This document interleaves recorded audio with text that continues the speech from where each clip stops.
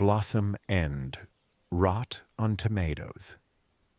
The one mistake everyone makes, and it's not calcium deficiency. Those ugly black spots rotting the bottom of your perfectly good tomatoes have a name: blossom end rot. And if you've been frantically buying calcium supplements to fix the problem, you've been played by an industry that profits from your confusion. This devastating condition that ruins up to 30% of home tomato crops every year has nothing to do with calcium deficiency, despite what 90% of gardening websites will tell you. The real culprit behind those heartbreaking black patches is something so simple that the supplement industry has spent millions convincing you it's something else entirely. What I'm about to reveal will save you hundreds of dollars in useless calcium products while actually solving the problem that's been destroying your harvest. But more importantly, you'll understand how one fundamental mistake in your watering routine creates the perfect conditions for blossom end rot, and how fixing this one thing will eliminate the problem forever. The truth about what really causes blossom end rot has been buried under layers of marketing nonsense designed to sell you expensive solutions to a problem that costs nothing to prevent. The calcium deficiency myth is one of the most profitable lies in modern gardening. Walk into any garden center when tomato season starts, and you'll see displays of calcium chloride sprays, bone meal, lime, and specialized blossom end rot prevention products that cost $8 to $15 per bottle. The marketing is brilliant. They show you pictures of healthy tomatoes versus diseased ones, with simple instructions to add calcium for healthy fruit development. It looks scientific, sounds logical, and seems like an easy fix for a frustrating problem. But here's what they're not telling you. Soil tests from gardens experiencing severe blossom end rot consistently show adequate or even high levels of available calcium. The calcium is there, it's just not getting to where the plant needs it. The supplement industry has convinced millions of gardeners that the solution is adding more calcium to soil that already has plenty, when the real problem is calcium transport within the plant itself. I discovered this truth the hard way after years of throwing money at calcium products that didn't work. My tomatoes kept developing those characteristic dark, sunken spots on the blossom end, despite religiously applying every calcium product on the market. The more calcium I added, the worse the problem seemed to get. It wasn't until I started studying plant physiology that I realized I was treating a symptom, not the cause. The breakthrough came during a particularly frustrating season when half my tomato crop was showing blossom end rot, despite soil tests indicating calcium levels well above optimal ranges. I was ready to give up on homegrown tomatoes when a conversation with an old-timer at the farmer's market changed everything. He looked at my pictures of diseased fruits and asked one simple question. Quote 2. That question revealed the smoking gun I'd been missing.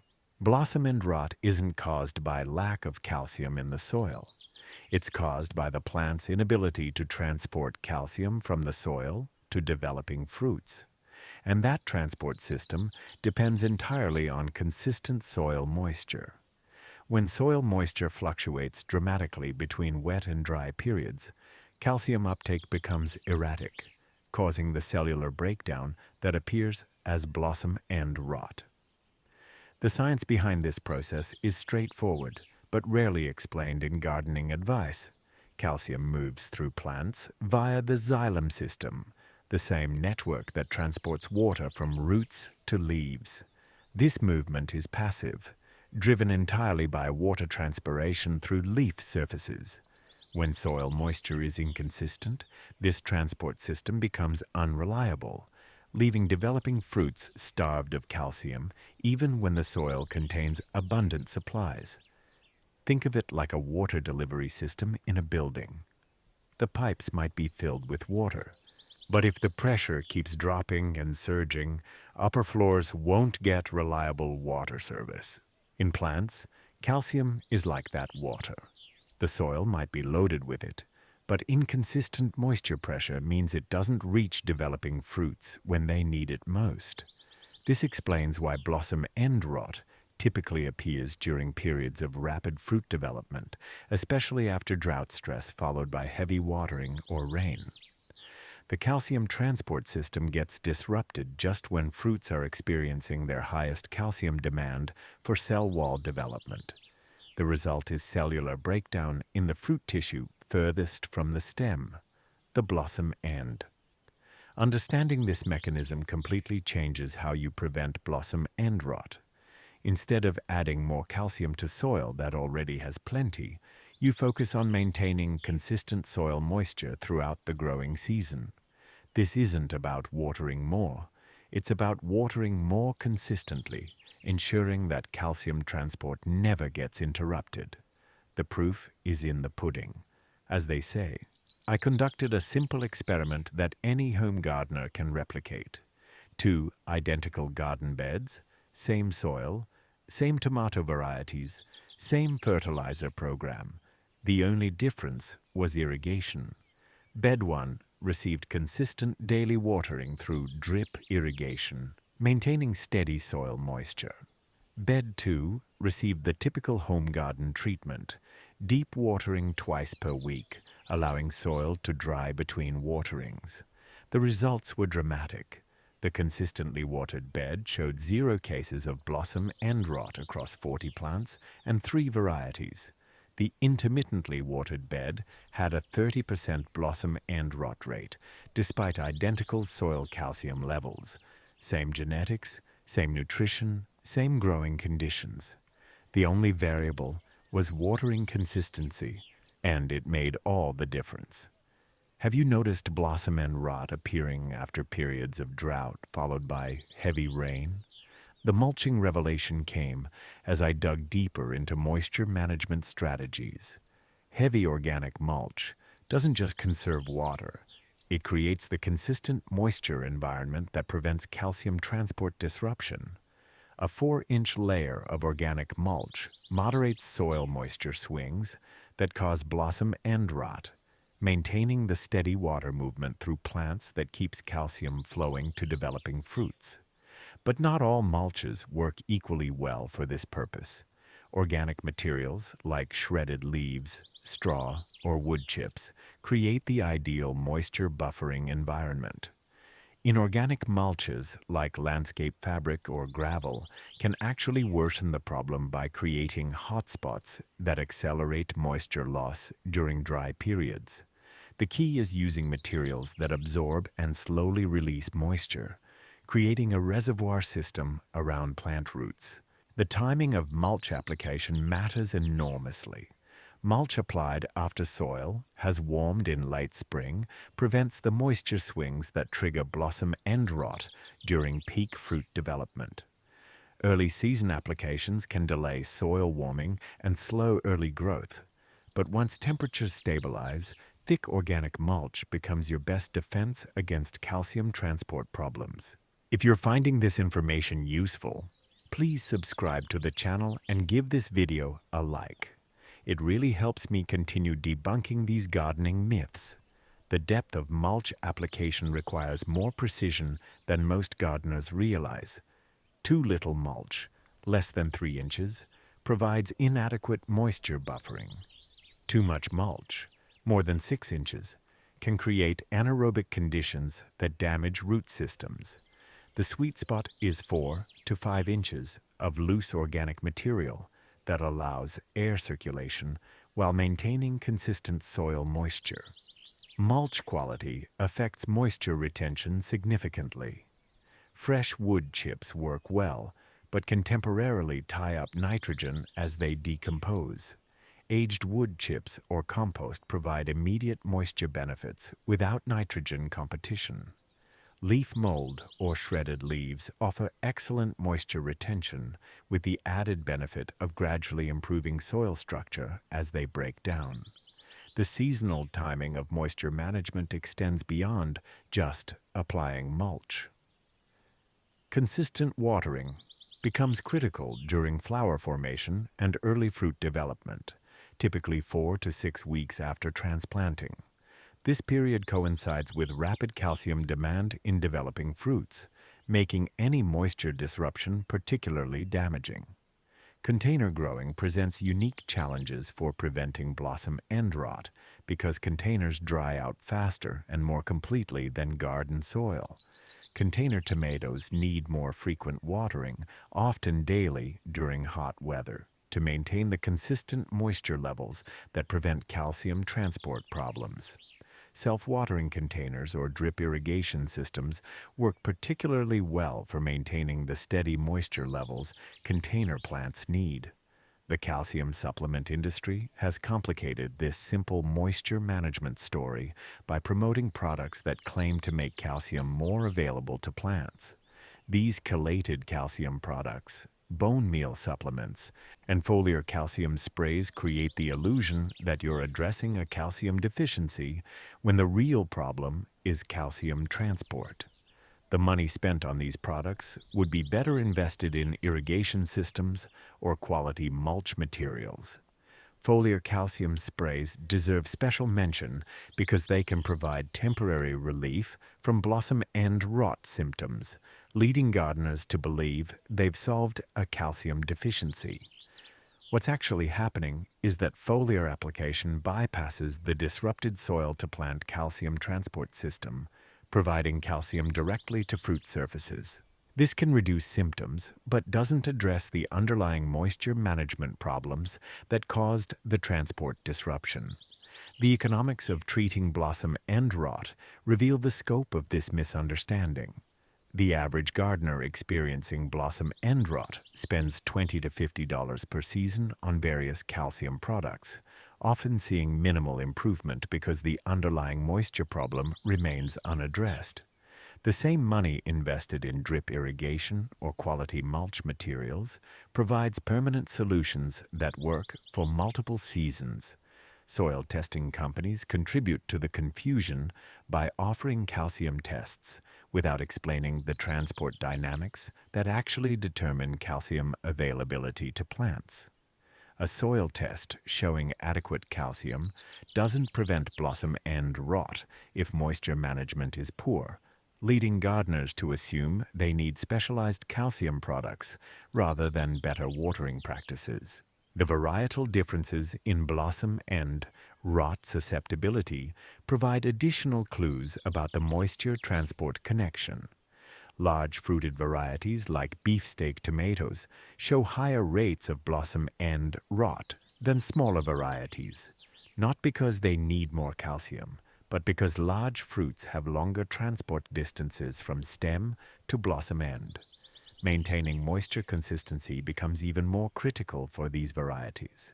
Climate factors dramatically influence blossom end rot occurrence through their effects on moisture availability and transpiration rates. Hot, windy conditions accelerate moisture loss from both soil and plants, increasing the risk of calcium transport disruption. Understanding these climate effects helps gardeners anticipate and prevent problems before symptoms appear. The relationship between fertilization and blossom end rot adds another layer of complexity that the supplement industry exploits. High nitrogen fertilization can worsen blossom end rot by promoting rapid vegetative growth that competes with fruits for available calcium. This effect occurs even with adequate soil calcium levels, further demonstrating that the problem isn't simple calcium deficiency.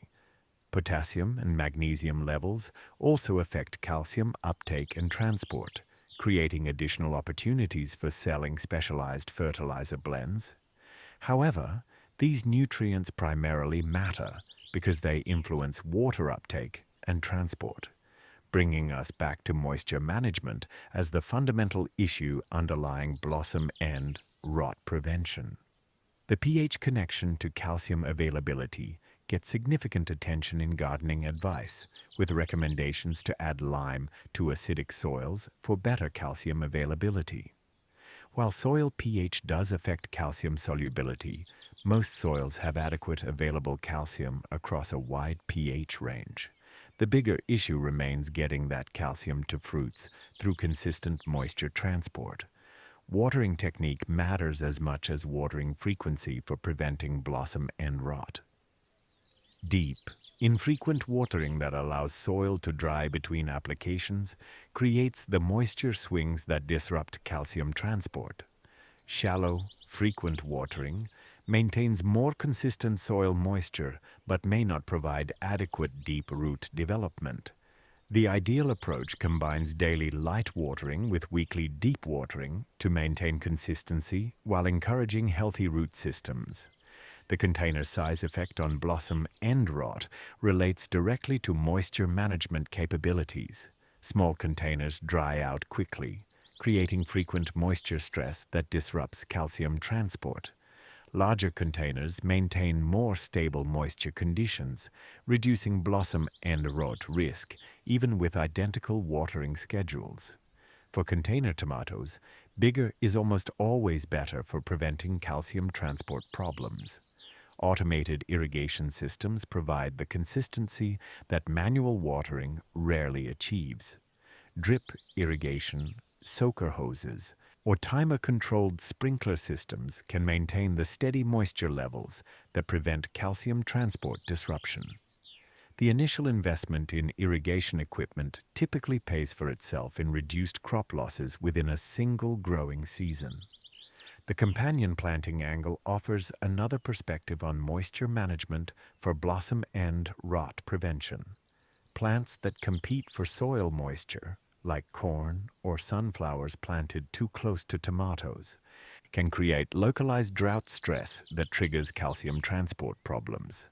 Understanding these competitive relationships helps design gardens that maintain consistent moisture availability. Weather monitoring becomes crucial for preventing blossom end rot in regions with variable rainfall. Extended dry periods, followed by heavy rains, create the classic conditions for calcium transport disruption and subsequent blossom end rot outbreaks. Proactive irrigation during dry spells prevents the moisture stress that leads to transport problems. The fruit development timing reveals why some fruits on the same plant develop blossom end rot, while others remain healthy. Fruits developing during consistent moisture periods remain healthy, while those developing during moisture stress periods show rot symptoms.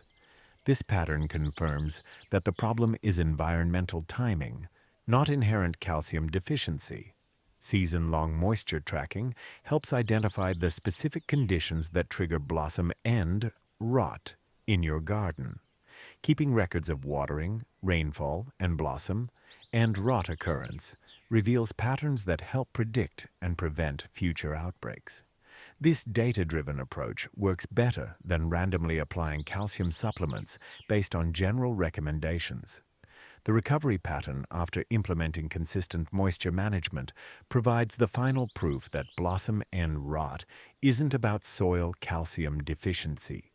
Gardens that maintain consistent soil moisture through mulching and appropriate irrigation see immediate reductions in new cases of blossom end rot, often within a single week of implementing proper moisture management. Existing affected fruits won't recover. The cellular damage is permanent once blossom end rot appears. However, new fruits developing under consistent moisture conditions remain healthy, proving that the problem was environmental rather than nutritional. This pattern repeats consistently across different soil types and calcium levels, demonstrating the primary importance of moisture management.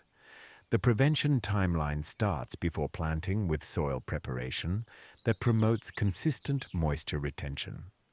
Adding compost or other organic matter improves soil's water-holding capacity, creating more stable moisture conditions that support reliable calcium transport. This soil preparation provides long-term benefits that continue for multiple growing seasons. Preseason irrigation planning prevents the reactive approach that often leads to blossom and rot problems. Installing drip irrigation or soaker hoses before planting ensures consistent watering from the beginning of the season. Waiting until problems appear usually means some fruits will be lost to calcium transport disruption before solutions can take effect. The transplant shock connection to blossom end rot occurs when root damage disrupts the plant's ability to maintain consistent water and calcium uptake. Careful transplanting techniques and consistent watering during the establishment period prevent the early season stress that can predispose plants to later blossom and rot problems. Regional adaptation of moisture management strategies accounts for local climate conditions that affect blossom and rot occurrence. Desert regions require more aggressive moisture retention strategies than humid areas. Coastal regions may need different approaches than continental climates. Understanding these regional factors helps customize prevention strategies for local conditions. The organic matter angle provides another approach to consistent moisture management. Soils with high organic content maintain more stable moisture levels than mineral soils, reducing the fluctuations that disrupt calcium transport. Building soil organic matter through composting and cover cropping creates long-term blossom and rot prevention. Professional growing operations that maintain zero tolerance for blossom end rot universally rely on consistent moisture management rather than calcium supplementation. Commercial greenhouse operations, which achieve near-perfect fruit quality, focus entirely on irrigation management and environmental controls that maintain optimal moisture levels throughout fruit development. The home garden scale-down of commercial techniques reveals practical approaches for preventing blossom end rot without expensive equipment. Simple modifications like upgrading to timer-controlled irrigation or improving mulching practices can achieve professional-level results in preventing calcium transport problems. Troubleshooting persistent blossom end rot problems almost always reveals inconsistent watering practices or inadequate moisture retention. Gardens that continue experiencing problems after addressing obvious watering issues often have hidden drainage problems or competing plants that create localized moisture stress. The seasonal progression of moisture needs changes throughout the growing season as plants develop larger root systems and fruit loads.